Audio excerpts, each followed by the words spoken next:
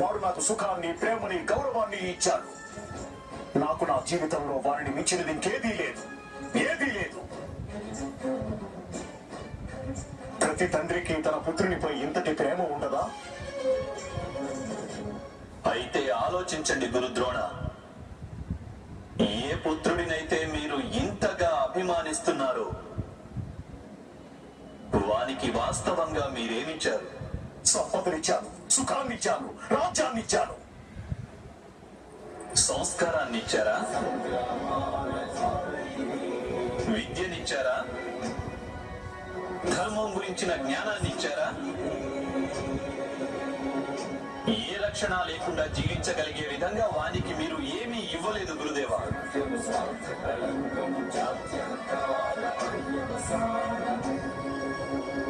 నేను ఒప్పుకుంటున్నాను, అందరూ అర్జునుని వలె, అంగరాజు కర్ణుని వలె మహాయోధులు కాకపోవచ్చు.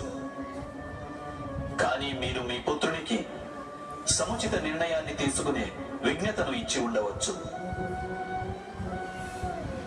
ఒకవేళ మీరు అలా చేసి ఉంటే ఈ రోజు మీ పుత్రుడు ధర్మానికి శత్రువు అయ్యేవాడు కాదు. అలాగే మీరు అధర్మం పక్షాన చేరి యుద్ధం చేయవలసి వచ్చేది కాదు.